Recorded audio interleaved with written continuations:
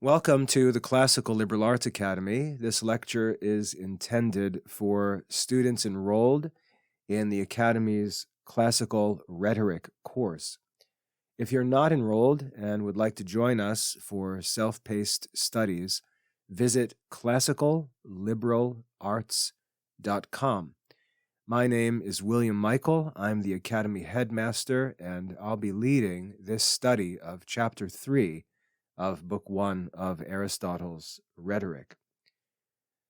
We're going to study the third chapter of Book 1 in this lecture. We've already covered the first two chapters, and if you've studied those chapters with me, you know that they are lengthy chapters and they are quite dense in their content. The same is true of Lesson 3. This work was written by Aristotle, the great philosopher, the great capital P philosopher who lived in ancient Greece from 384 to 322 BC. He wrote this work on rhetoric around 350 BC as a systematic treatment of the art of persuasion. And it's important for us to remember the chronology of the development of philosophy in Greece. Aristotle was the discoverer of these arts. Aristotle was the investigator. Aristotle established the art of reasoning. Aristotle established the art of rhetoric. So as we read this, realize we're reading this work as a treatise through which Aristotle developed and established the art of rhetoric for the first time in human history. It's a profoundly important work in the history of philosophy, of education, of communication, and much, much more. We'll eventually see how this study relates to moral philosophy, sort of joining together with moral philosophy to create the art of political science. Very important. It's also important to remember that Aristotle explained that this is not some cheesy, gimmicky public speaking course, like 101 tricks to persuade an audience or how to sell a car or anything like that.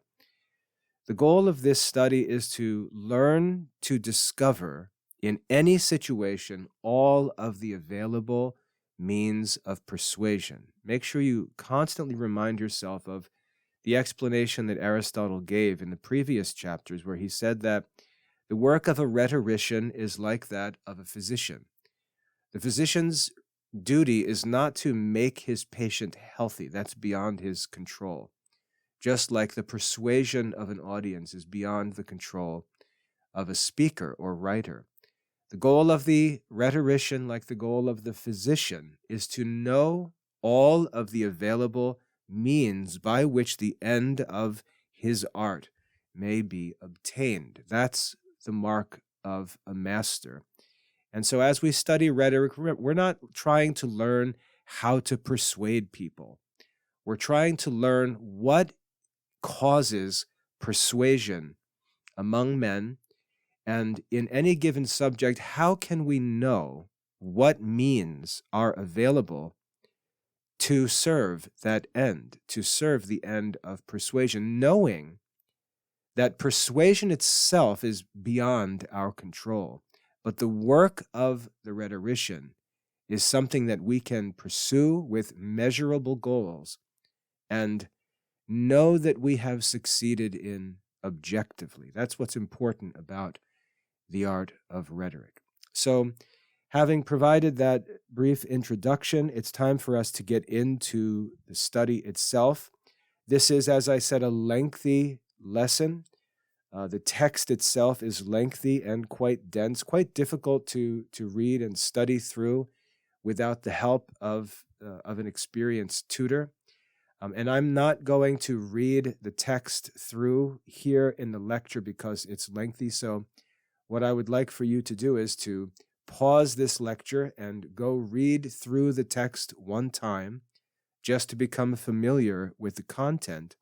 And then after you've done that, come back to this lecture and we can study through it together. Before we move on, assuming that those of you who are listening from this point have already made a first reading of the text. Before we move on, I'd like to take a moment and commit our study to the Lord and ask for his direction and blessing on our studies. Let us pray. Lord our God, in your wisdom and love, you surround us with the mysteries of the universe. Send your Spirit upon us and fill us with your wisdom and blessings. Grant that we may devote ourselves to our studies and draw ever closer to you, the source of all knowledge. We ask this through Christ our Lord. Amen. Now, as we get started here, the first thing that we're going to do is divide this lesson into significant parts. So we're going to divide the lesson into 8 parts. This allows us to get a sense of the order that's in the lesson, the author's intended objectives in the lesson, different parts that he moves through. It also gives us help in breaking the lesson down into pieces and working through a lengthy and dense lesson one piece at a time. So 8 parts we'll identify in this lesson. The first part begins at the top of the chapter and continues through the place where Aristotle says, "For I say that dialectic and rhetorical syllogisms." So from the beginning to "For I say that," this first part will label the problem with enthymemes. The problem with enthymemes. The second part begins at "For I say" and continues to "and those dialectic and rhetorical syllogisms." The second part will label common versus proper arguments explained. Common versus proper arguments explained. The third part of the lesson will begin at "and those dialectic and rhetorical syllogisms," and will continue to "but the genera of rhetoric are 3. This third part will be titled "The Practical Consequences." Part 4 will begin at "but the genera of rhetoric are 3, and will continue to "hence there will necessarily be." This fourth part will be labeled "The Foundation of Rhetorical Classification." The foundation of rhetorical classification. Part 5 will begin at "hence there will necessarily be," and will end at "but the end to each of these is different." The fifth part will be labeled "The 3 genera and their characteristics." The sixth part will begin at "but the end to each of these," and will continue to "an indication, however," and this sixth part will be labeled "The 3 ends of rhetoric." Part 7 will begin at "an indication, however," and continue to "from what has been said." And part 7 will be labeled "evidence from practice." And lastly, part 8 will begin at "from what has been said" and continue to the end of the chapter and will be labeled "required propositions for all rhetoric." Required propositions for all rhetoric. So 8 parts for this lesson.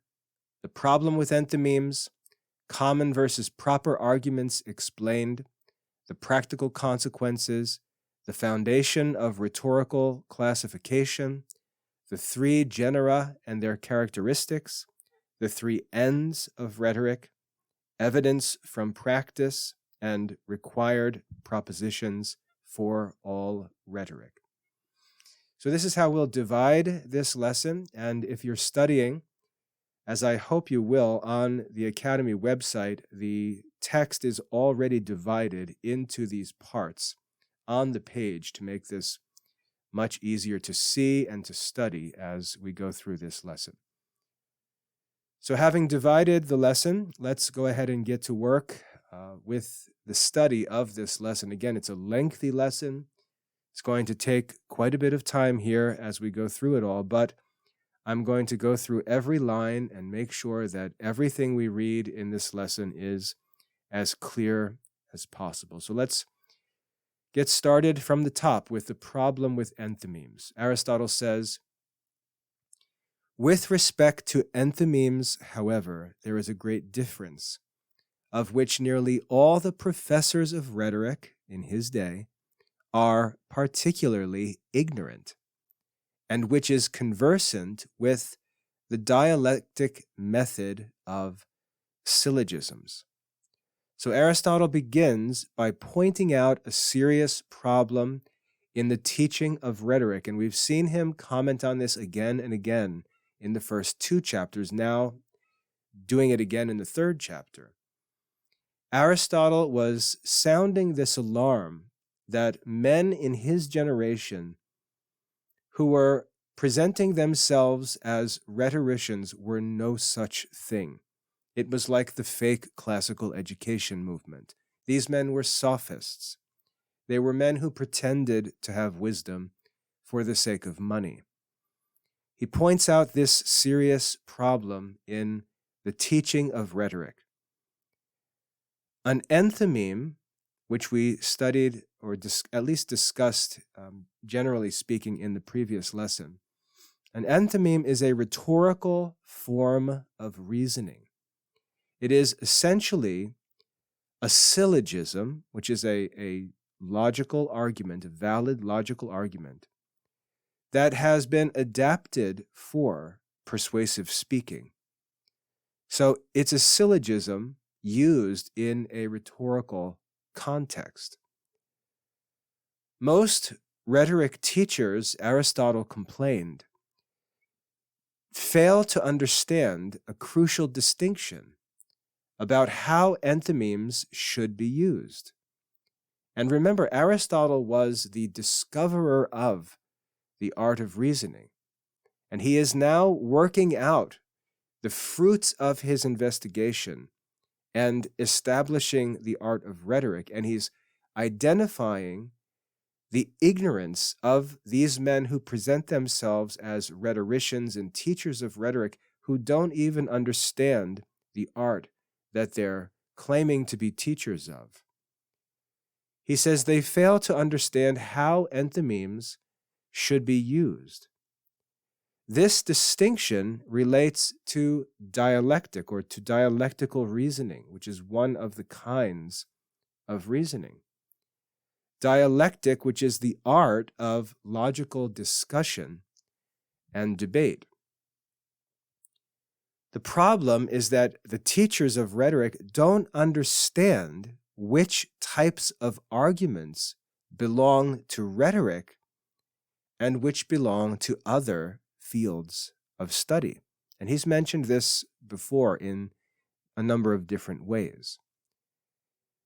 So the problem is that the teachers of rhetoric don't understand which types of arguments belong to rhetoric itself, and which belong to other fields of study.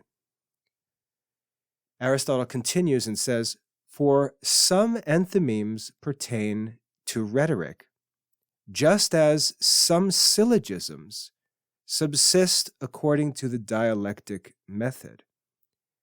But other enthymemes pertain to other arts and faculties, some of which are in existence, but others are not yet discovered. So Aristotle makes a fundamental distinction. Just as there are different types of logical arguments or syllogisms, there are some that belong to general logical discussion, and there are others that belong to specific sciences. And this largely has to do with the starting premises that are used and the exactness or the certitude of the conclusions that are drawn. Just as there are different types of logical arguments, some that belong to general logical discussion, and others that belong to particular sciences, so too there are different types of enthymemes in rhetoric. Some enthymemes are rhetorical. They belong to the art of rhetoric, meaning that they deal with the kinds of probable reasoning that is suitable for persuading audiences about practical matters. They're general, they're common. Remember in the opening chapter, he explained how rhetoric is an art that is of interest to all men because all men are concerned with the proper subjects of the art of rhetoric. But he says that other enthymemes or rhetorical arguments belong to specific arts or sciences, such as medicine or ethics or mathematics. Some of these specialized fields already exist. That is, the sciences have already been established after philosophical investigation. But Aristotle says that, Aristotle, who again is the one who discovered and established the organon or the instrument of philosophy, which is the demonstrative reasoning. He says other sciences still haven't been discovered. We're literally, in Aristotle's generation, they were discovering and establishing these philosophical sciences and composing systematic treatises that taught the sciences. He's saying some of these arguments belong to specific sciences, and some of these sciences haven't even been established yet. Aristotle goes on to say, hence, they are not understood by those who hear them. And if rhetoricians employ them more than is fit, they relinquish their own art and exchange it for some other.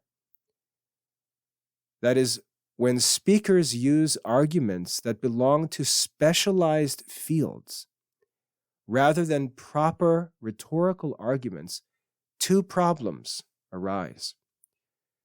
First of all, audiences don't understand the technical arguments because they don't have the specialized knowledge that's required to understand them. Secondly, and more importantly, when rhetoricians rely on arguments from other fields, they actually abandon the art of rhetoric itself and essentially become practitioners of those other arts instead. So instead of being a rhetorician, the person speaking is really just acting like a mathematician, but the context in which he's speaking is not a mathematical context. It's not a conference of mathematicians.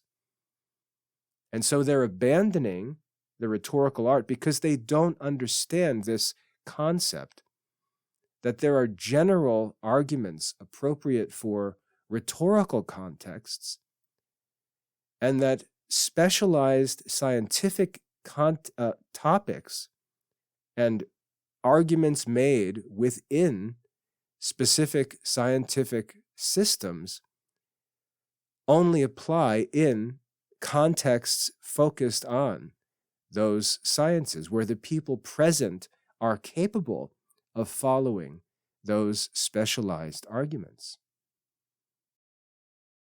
So Aristotle's arguing here that it's crucial that we always understand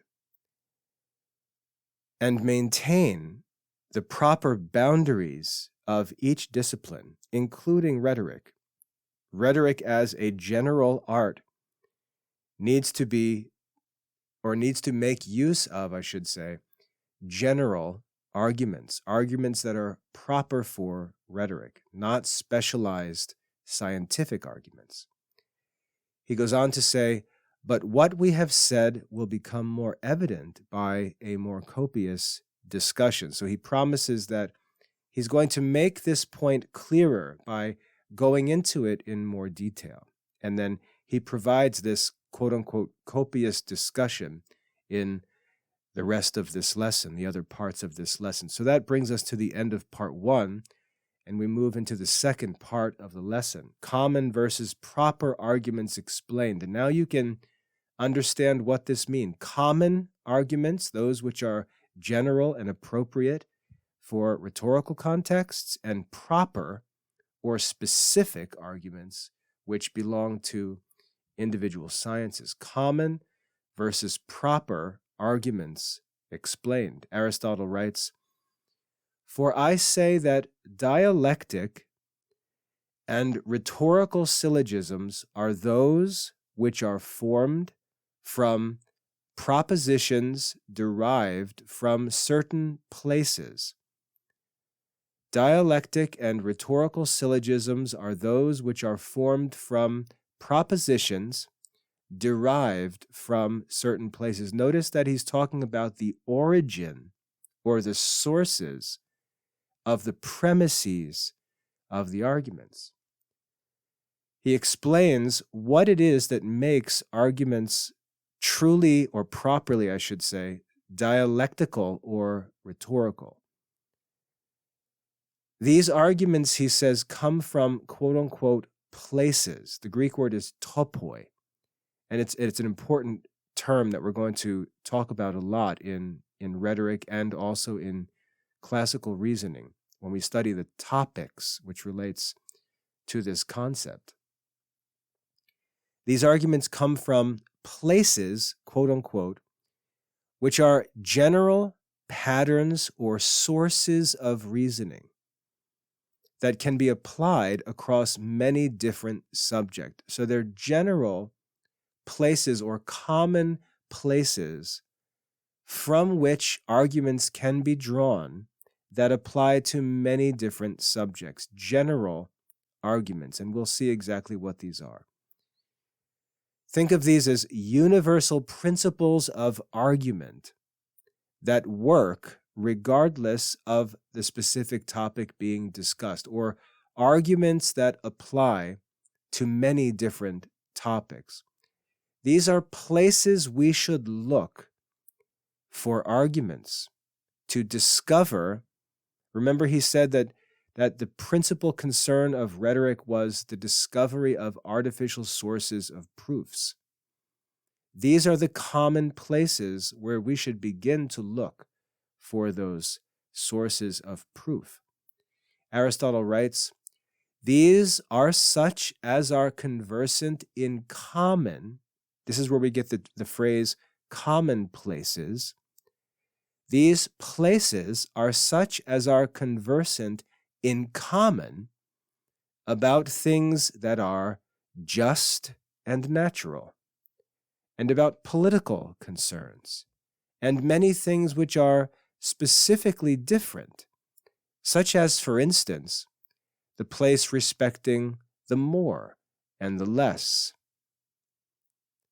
So these common places Aristotle is speaking about deal with broad categories that apply to many different subjects. Questions about justice, natural phenomena, political matters, and other diverse topics. Aristotle gives one example, that of the more and the less.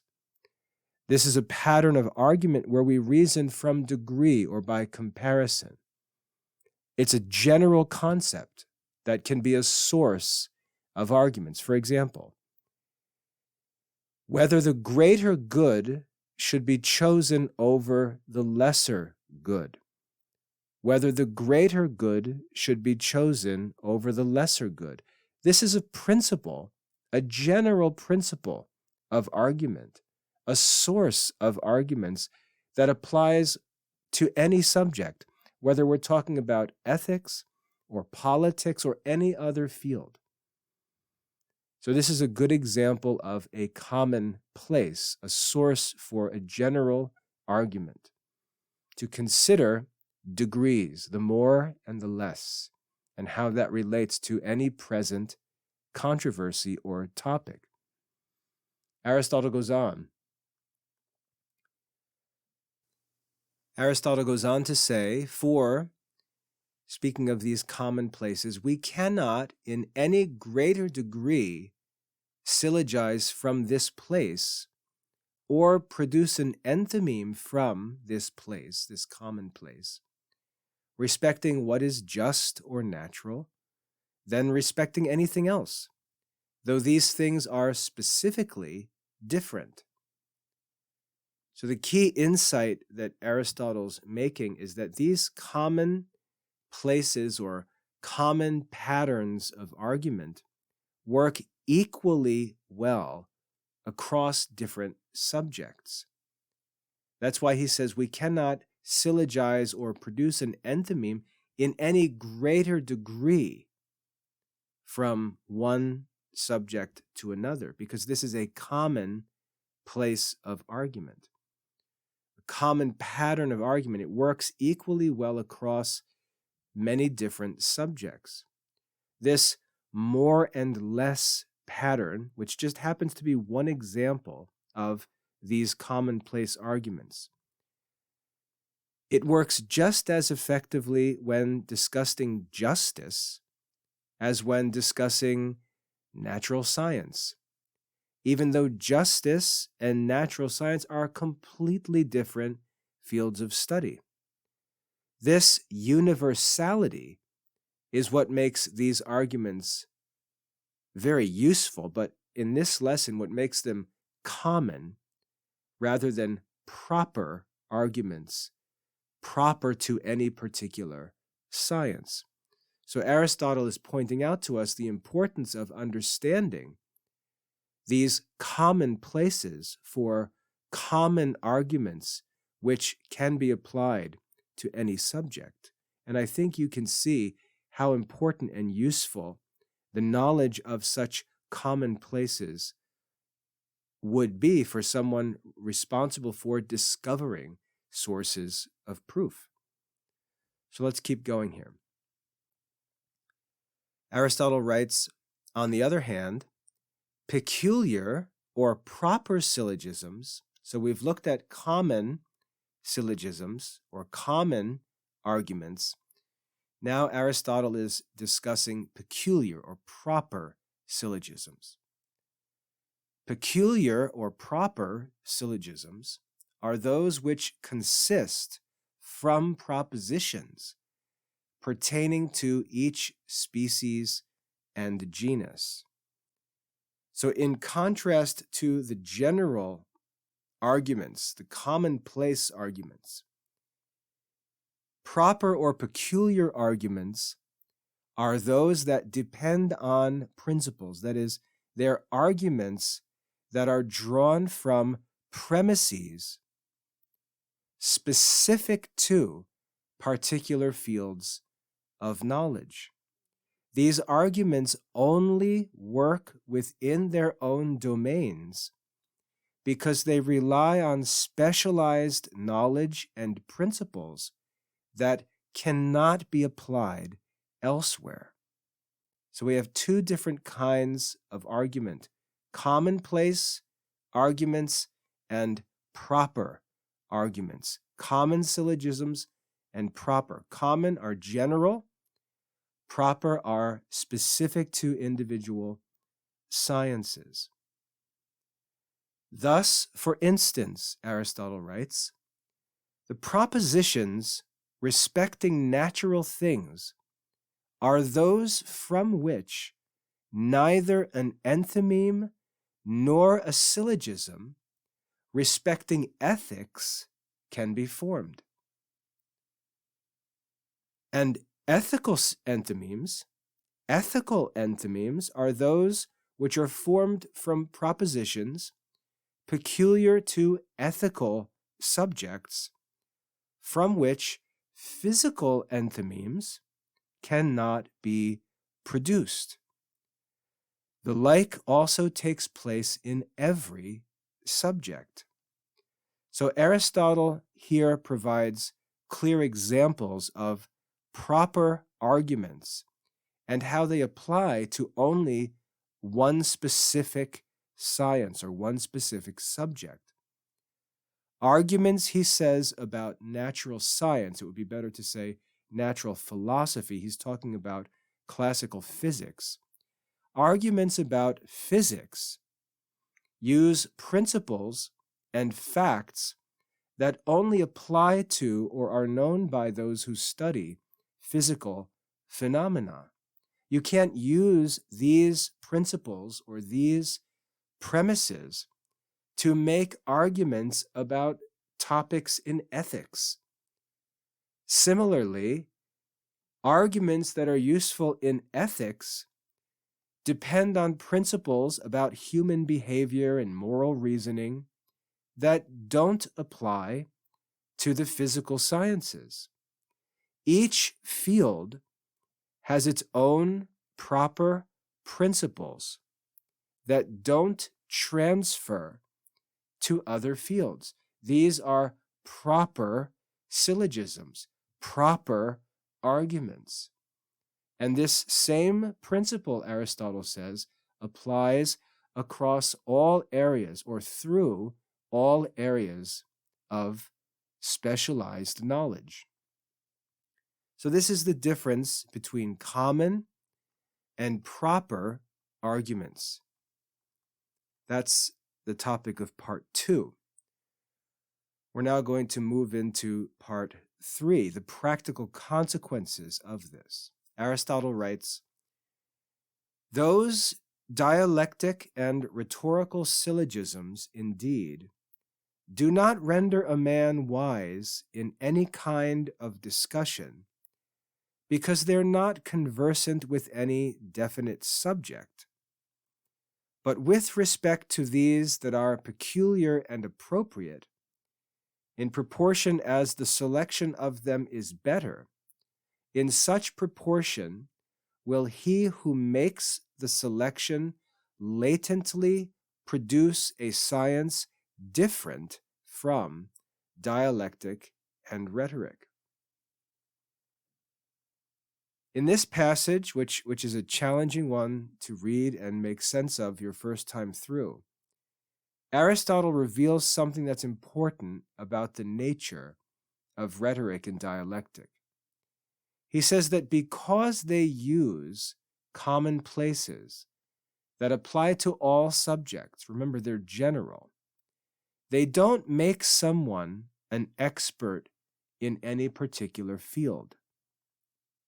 However, when someone becomes skilled at using the proper arguments of a specific field, they gradually develop expertise in that science itself, moving beyond mere rhetoric into genuine scientific knowledge. So rhetoric is a general knowledge that applies and can be applied to all subjects. But as one develops mastery of a specific science, as one specializes, he moves beyond this general rhetorical knowledge into the specific knowledge of a particular science. This is what we consider today when we talk about experts in different fields. Experts are those whom we expect to have great scientific knowledge in a specific field, and we consult them about the knowledge that pertains to their field of expertise. And one of the common problems in modern academia is that men and women don't receive the generalized learning that comes through the formal study of dialectic and rhetoric, but they spend their whole career specializing. And then when they get into their career, they think that they somehow are qualified to speak on general topics of which they really have no understanding. Their knowledge is almost exclusively contained by their field of expertise. And if you read the dialogues of Plato, it's very interesting to listen to Socrates argue. What you'll notice is he very often argues with specialists, and he argues about specialists because the limitations of specialized knowledge reveal the problem with that approach to learning, which Socrates is constantly criticizing. He's constantly arguing for the importance of this general knowledge, which the specialists might scoff at. But that's because they didn't know the arts of dialectic and rhetoric, that these were, in fact, other areas of specialization which apply to all subjects. These were things that Socrates was investigating and just beginning to discover, and which Aristotle later brought into full systematic treatment in his works on the arts of reasoning and rhetoric. Aristotle writes, if he should happen to meet with the principles, the peculiar syllogisms will no longer pertain either to dialectic or rhetoric, but to that science of which he possesses the principles. Let me read that sentence again. If he should happen to meet with the principles, the peculiar syllogisms will no longer pertain either to dialectic or rhetoric, but to that science of which he possesses the principles. So once a person masters the fundamental principles of a particular science, their arguments in that field are no longer rhetorical or dialectical, but truly scientific. They have moved from the realm of probable reasoning to the realm of demonstrative knowledge. And this leads, as we'll see in classical reasoning, this leads to the need for different kinds of reasoning. Aristotle's Analytics teaches the science of demonstrative reasoning. Aristotle's Topics teaches the science of dialectical reasoning. So when we're talking about this expert level of knowledge, we're really not talking about the kind of experimental knowledge of modern scientists and scholars. We're talking about the movement from dialectical reasoning in rhetorical and dialectical contexts to a more exact, a more true, a more certain demonstrative knowledge in specific sciences. Remember, Aristotle is talking about philosophical sciences, not modern experimental natural sciences.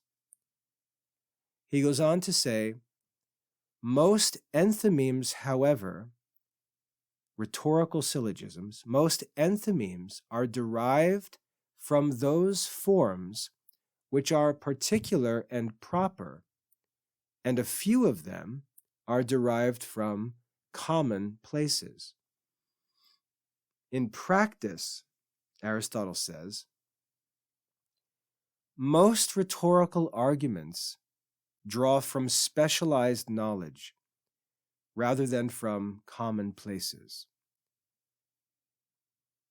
This suggests that effective rhetoric often requires expertise in the subject matter being discussed. And remember, Aristotle is the master of the rhetorical art. This is his science. Aristotle is the master of the dialectical art. It is his science. Aristotle's also the master of demonstrative reasoning. It's his science. And over time, Aristotle becomes the master of moral philosophy. He becomes the master of physics or natural philosophy. He becomes the master of metaphysics, and on through the other philosophical sciences that Aristotle teaches. He writes, as in the Topics is one of his works on the art of reasoning, which deals specifically with dialectical reasoning. He says, as in the topics, therefore, so here, the species and the places of enthymemes, from whence they are to be assumed, must be distinguished, as in the topics which deals with dialectical syllogisms. So here, the species and places of enthymemes, from whence they are to be assumed, must be distinguished. He refers to his work on topics and indicates that just as he distinguished different types of arguments there, he's going to do the same in his rhetoric for rhetorical enthymemes. Again, he's showing that dialectic and rhetoric are counterparts. They are reciprocal. Just as we showed this in the topics where we teach dialectic, so also we're going to show this here in the rhetoric, where we're teaching enthymemes or rhetorical syllogisms. He says, I call species the peculiar propositions according to each genus. I call species the peculiar propositions according to each genus, and I call places those propositions which are similarly common to all genera. So here he defines two terms. He defines the term species as the peculiar propositions according to each genus, and he defines places, propositions which are similarly common to all genera. So as a great teacher, Aristotle is clarifying his terminology to make sure that everything is crystal clear. Species is the name given to propositions that belong to particular sciences, and places is the name that's used to refer to common patterns or places that work across all fields. And then he says, we shall therefore speak first concerning the species. We shall speak first concerning the species, that is, peculiar propositions belonging to each genus or each different field of study, each different science. He announces that he's going to begin by discussing specific types of rhetorical arguments, which leads into a classification, as we're going to see, of the three genera of rhetoric. So let's move on now to part 4. The foundation of rhetorical classification. Aristotle writes, and in the first place we shall assume the genera of rhetoric, in order that we may ascertain how many there are, and with respect to these we shall separately assume the elements and the propositions. So here, opening part 4, Aristotle explains his method. First, he's going to identify the main types or genera of rhetoric, and then he'll explain the elements and propositions that belong to each type. He says, the genera of rhetoric are 3 in number. 4, so many also are the auditors of orations. So he explains the number, or he gives the number of the genera of rhetoric. He says they are 3 in number. But as a good teacher, he doesn't simply assert things. He explains the reasoning for this number. He says, for, or because, such is the number of the auditors, the different kinds of auditors or hearers of orations. So the number of the genera of rhetoric corresponds to the different kinds of audiences that speakers address. So this connection between the types of speeches and the types of audiences shows the approach, the practical approach that Aristotle is taking. Rhetoric must be adapted to its audience.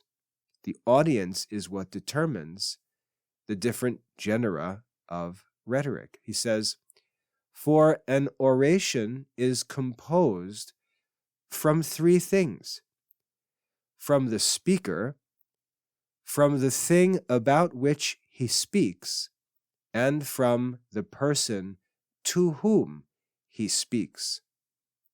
The end also of the speaker is directed to this last, to the hearer. So Aristotle explains that every speech involves three elements: the speaker, the subject matter, and the audience.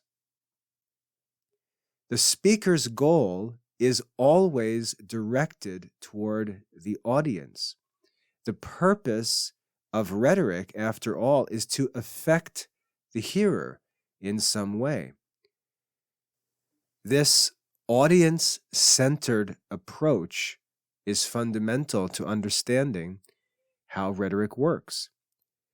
Aristotle says it is necessary that the auditor, the hearer, should either be a spectator or a judge.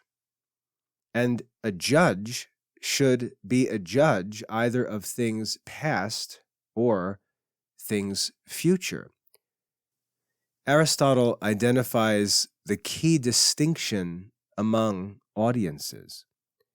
Listeners are either spectators, those who observe and evaluate the speech itself, or judges, who must make decisions based on the speech. So spectators observe the speech itself.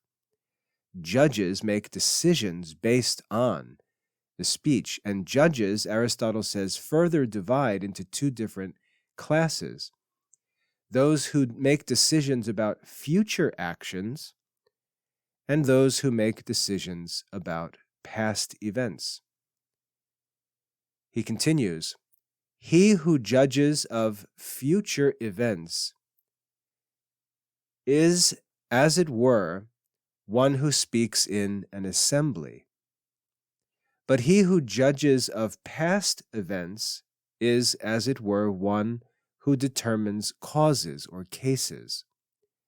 He who judges of the power of the oration is, as it were, a spectator.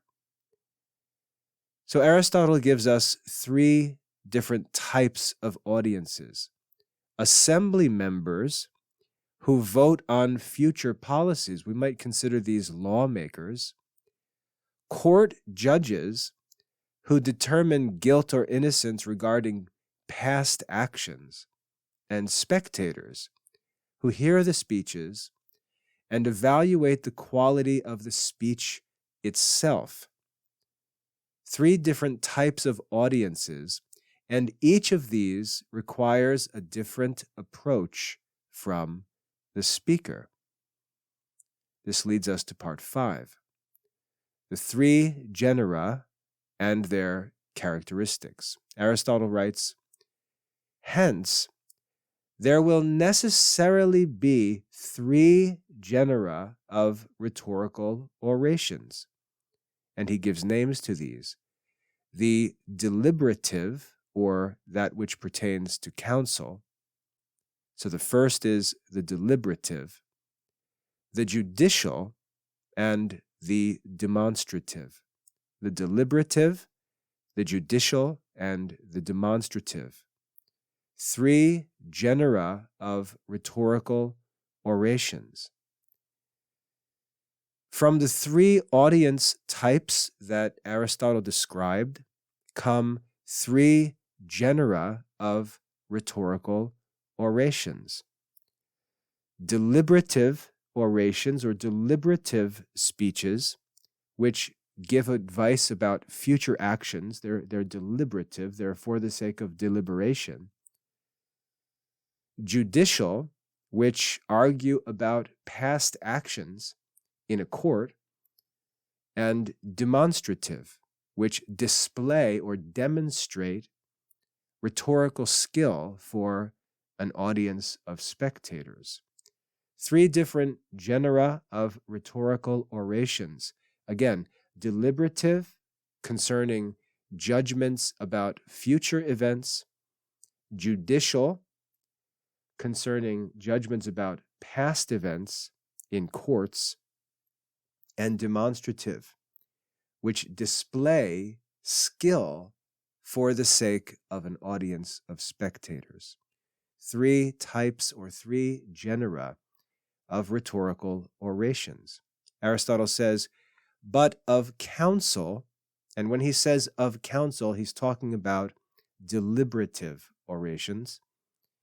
But of counsel, one part is exhortation and another dehortation.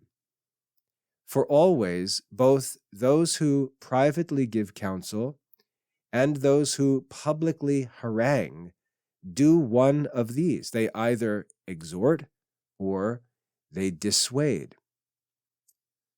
So the first group, deliberative speeches, the first genera of rhetorical orations, deliberative speeches divide into 2 parts. Exhortation, which is positive, encouraging a certain course of action, and dehortation, discouraging a certain course of action. Think of it as for and against. Are you for this future decision or against it? Are you speaking in exhortation or dehortation? Whether in giving private advice, he says private counsel, or a public political speech, a public assembly speech, speakers are doing one of 2 things. They're either urging their audience toward something, toward a certain decision, or away from it. These are the 2 parts of deliberative speeches. Aristotle goes on and says, of judgment, however, the second genus of rhetorical oration, of judgment, one part is accusation, claiming someone did some wrong, and another is defense. Those that are engaged in controversy must necessarily do one or the other of these. So in judicial orations, one is either making an accusation, arguing for an accusation, or one is arguing in defense against an accusation. These are the 2 parts of judicial orations or judicial speeches: accusation and defense. In any legal controversy, speakers must take one side or the other. And then the third genus of deliberative oration, the demonstrative, Aristotle says, but of the demonstrative, one part is praise and one part is blame. So demonstrative speeches divide into praise, showing that someone or something is worthy of honor, or blame, showing that someone or something is worthy of dishonor or censure. So we've got these 3 different genera of rhetorical orations: deliberative, which speak about things future, and they divide into basically for or against arguments, right? Exhortation and dehortation. We then have judicial speeches, which speak about past events, and they're either given making accusations or defending someone from accusations. And then demonstrative speeches, which are given to gain, or I should say to lead the crowd to blame or praise someone or something. So we see the different genera of rhetorical orations.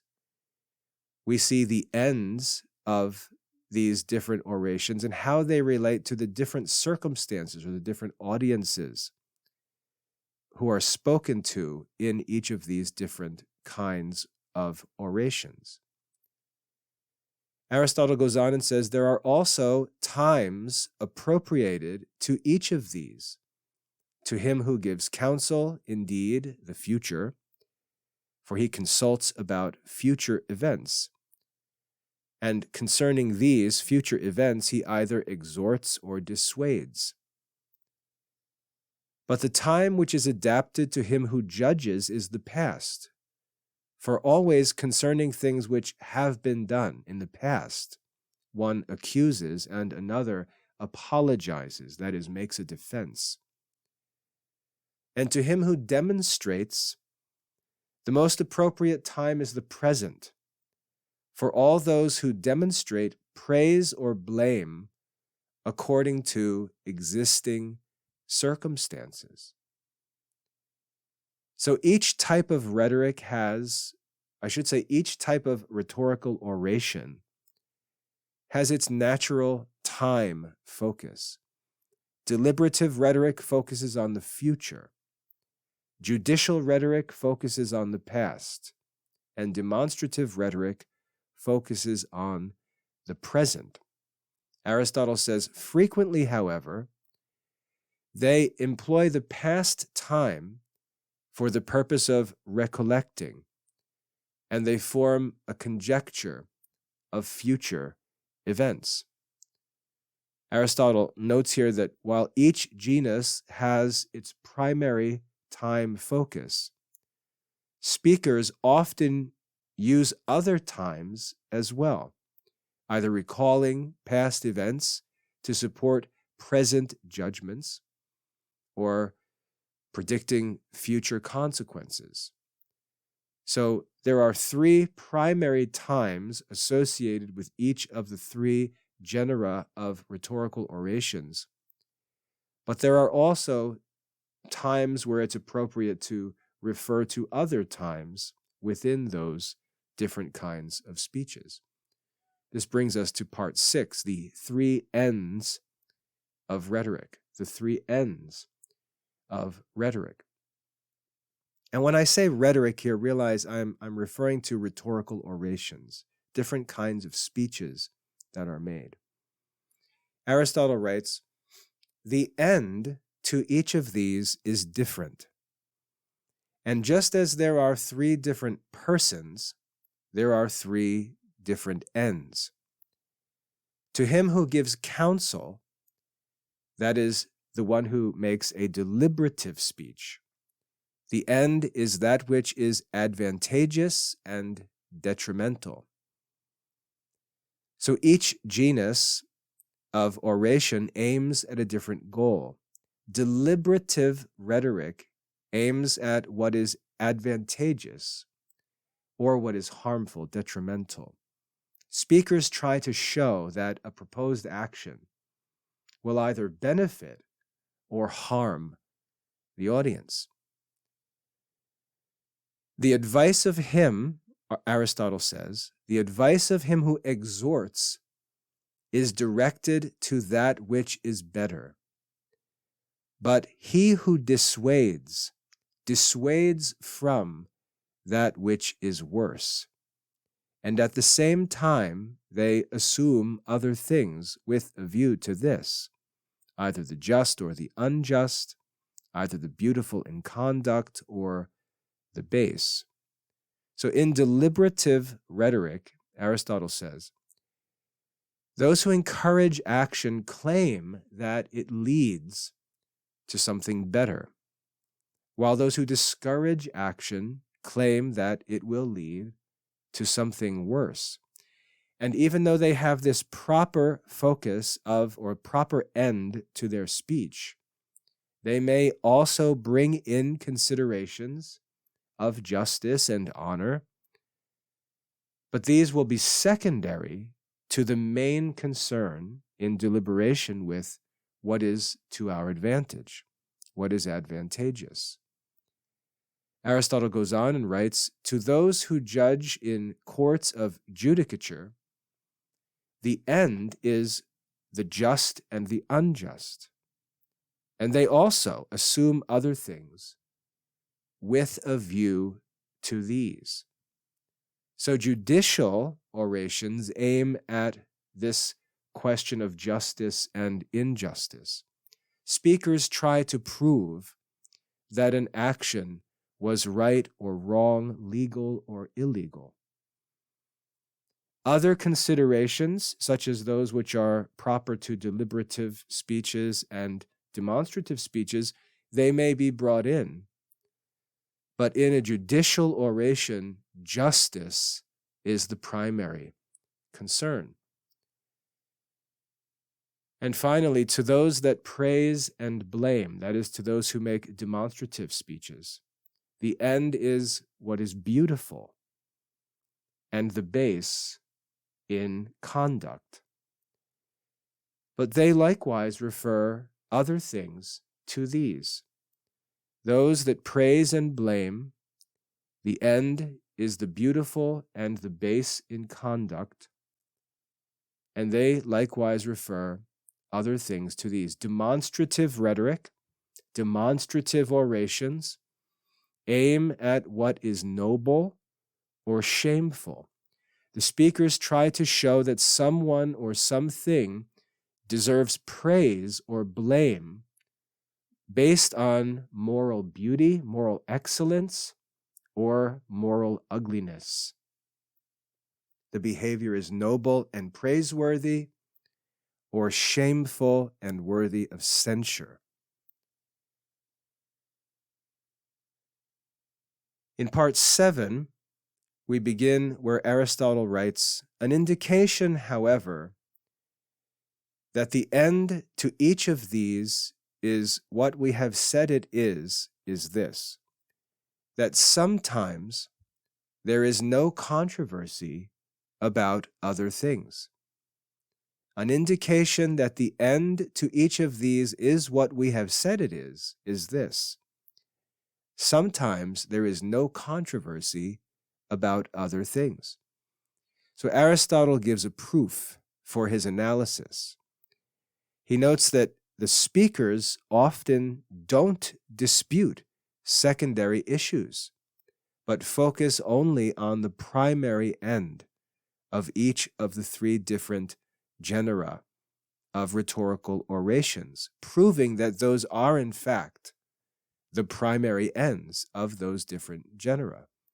If all the different ends were mixed up all the time in all the different speeches, then it would suggest that Aristotle hadn't figured out the real defining characteristics of each genus.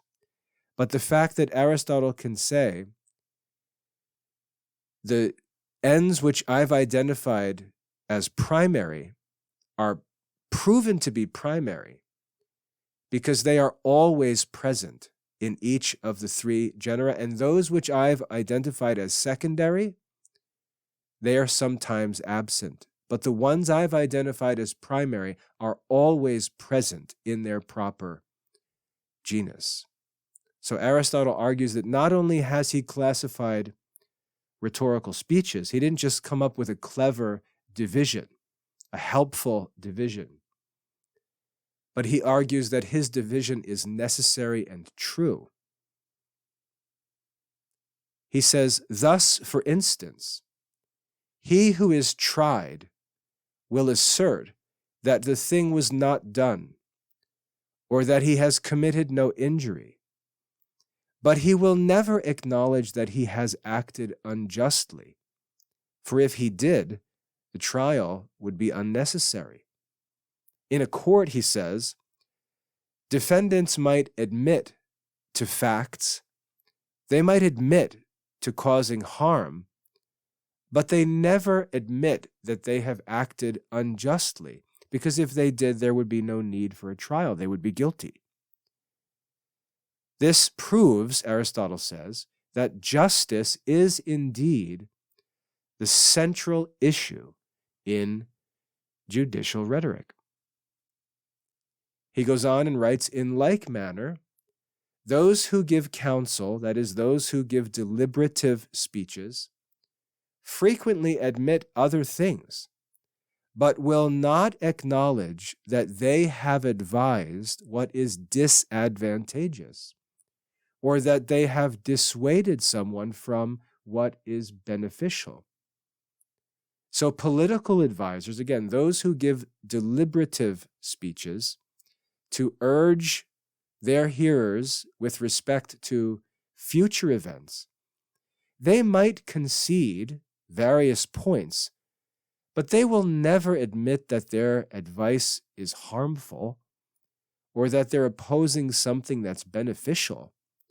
This again confirms that advantage is the central concern, is the primary end of deliberative rhetoric. Frequently, however, Aristotle writes, they are not at all concerned whether it is not unjust to enslave the neighboring people and those who have done them no injury. Aristotle gives an example of this. He says, in political deliberation, speakers might not worry about whether enslaving innocent neighbors is unjust. They focus on whether it's advantageous, showing that advantage, not justice, is the primary concern in deliberative rhetoric.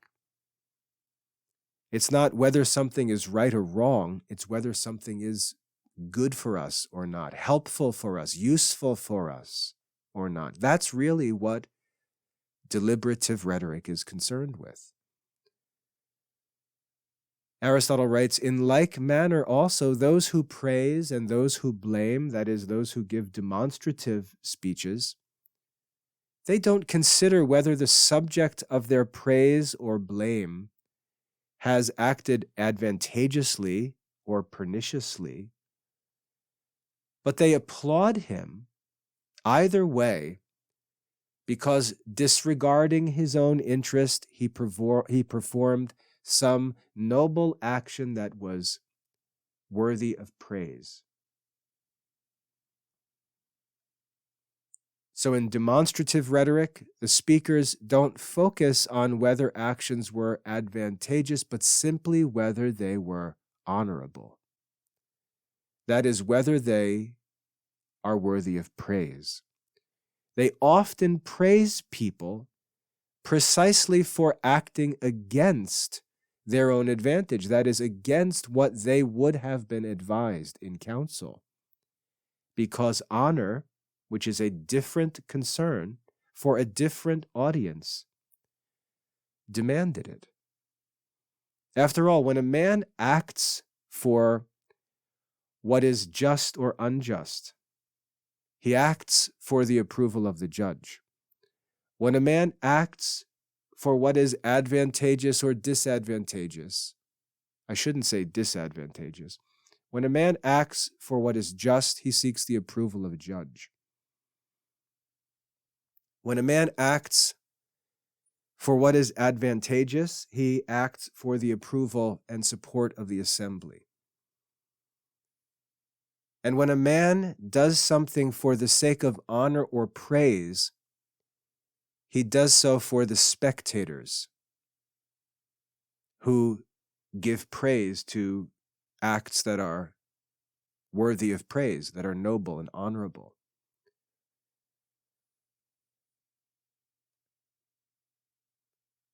So when a man acts contrary to what is just, even when a man acts contrary to what is advantageous to himself, what he would be urged or what would be argued for in a judicial or a deliberative speech, when he acts in a way that's honorable for the pleasure of the crowd,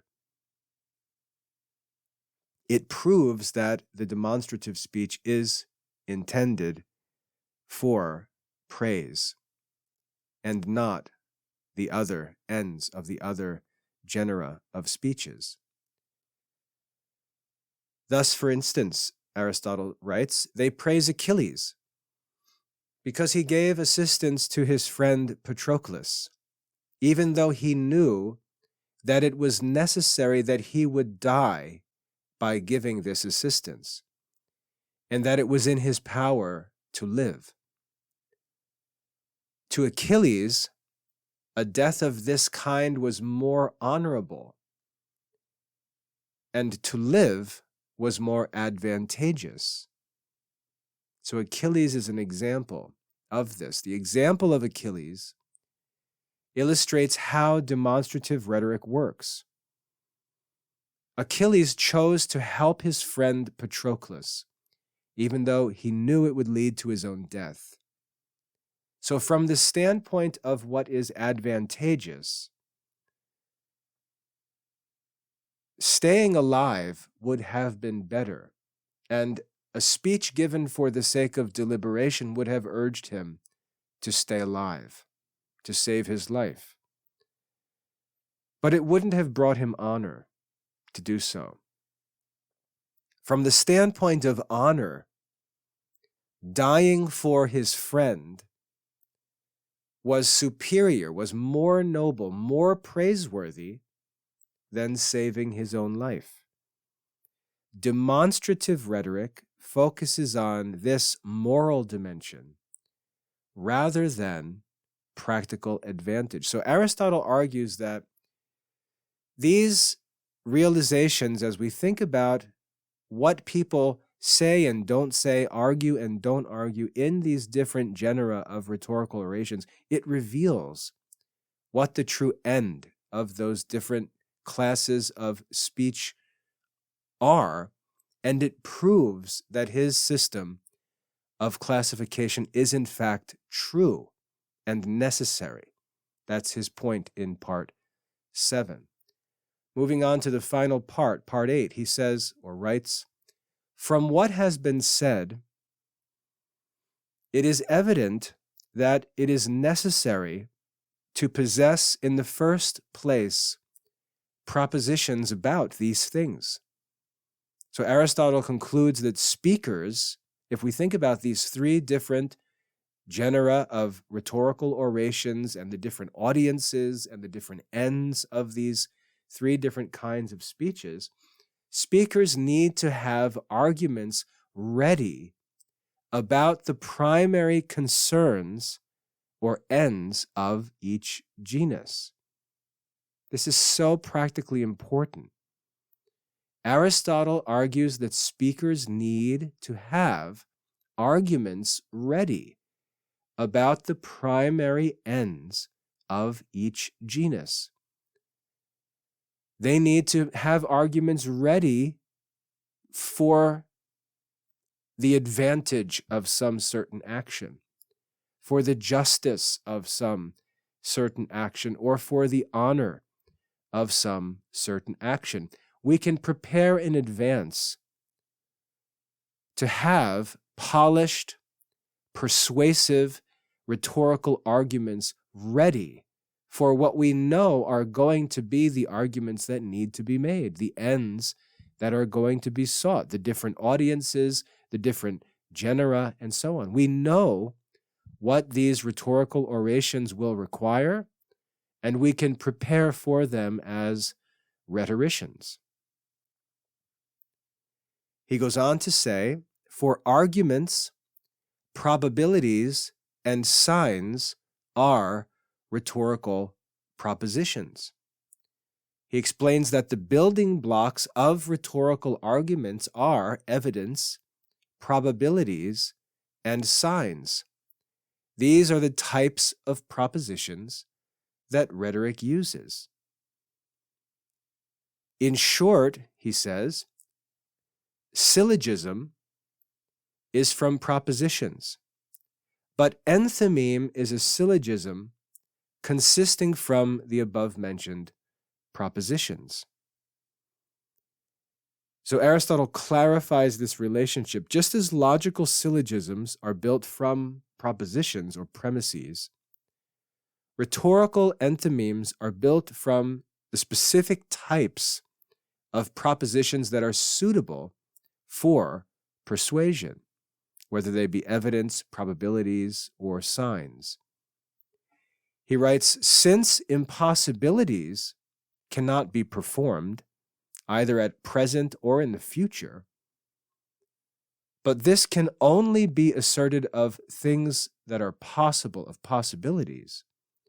And since likewise it is not possible that things which are neither done nor will be done should be performed at present or in future, it is necessary that he who counsels, that is, he who gives a deliberative speech, he who judges, he who gives a judicial speech, and he who demonstrates, he who gives a demonstrative speech, should possess propositions concerning the possible and impossible, and whether a thing has been done or not, and whether it will be done or not. So he notes that all three types of rhetorical orations must deal with questions of possibility and actuality. Speakers need to prepare and understand what can and cannot happen, what has and what has not occurred, what will and will not take place. These are fundamental categories for any kind of practical reasoning. These are the kinds of things that rhetoricians need to be masters of. Farther still, he says, since all those who praise and blame, who exhort and dissuade, who accuse and defend, and make sure you realize he's referring to the different genera of orations, praise and blame, exhort and dissuade, accuse and defend. Since all not only endeavor to show the particulars that we have mentioned, but also something which is great or small, good or evil, beautiful or base, just or unjust, whether they speak of these things by themselves or compare them with each other.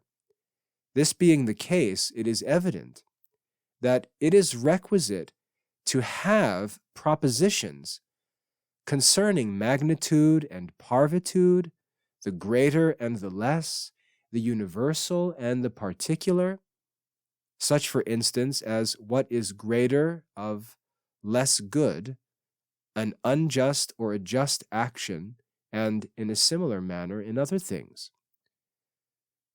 So Aristotle argues that all rhetoricians must deal with questions of degree and comparison. They need to show not just that something is good or bad, just or unjust, but how good, how bad, how just, how unjust. And this requires understanding the principles about greater and lesser, universal and particular, the comparative dimensions that allow for practical judgment. And finally, Aristotle writes, thus we have shown that the things, or what the things are, concerning which it is necessary to assume propositions. So Aristotle has gone through this classification of the different kinds of speeches, the different genera of rhetorical orations, if we want to be exact. He's explained that they divide into three different kinds and that this division is necessary. He says this division is determined by the audiences of each of these three different kinds of speeches, by the ends sought in each of these different kinds of speeches, and that it can be proven by what actually happens in these three different kinds of speeches. It can be proven that this classification system is true and necessary. And since this is so, in order to prepare for this work in rhetoric, to become masters of the art of rhetoric, there are specific things that we need to collect, and prepare. He concludes this chapter by summarizing that he has identified the fundamental types of propositions that all rhetoricians need. Those concerning possibility and impossibility, concerning past, present, and future, and degrees of magnitude in matters of advantage, justice, and honor. Advantage in deliberative speeches, justice in judicial speeches, and honor in demonstrative speeches. And that brings us to the end of the content of chapter 3. Before we wrap up, I'd like to give you 8 points of memory work to help you memorize and remember the most important points of this lesson. So 8 points for memory work. Let me read through them. Number 1, rhetoric has 3 genera: deliberative, judicial, and demonstrative. Number 2, deliberative rhetoric or deliberative rhetorical oration concerns future actions and aims at what is advantageous. Number 3, judicial rhetoric concerns past actions and aims at justice. Number 4, demonstrative rhetoric concerns present circumstances and aims at honor. Number 5, commonplaces provide arguments that work across all subjects.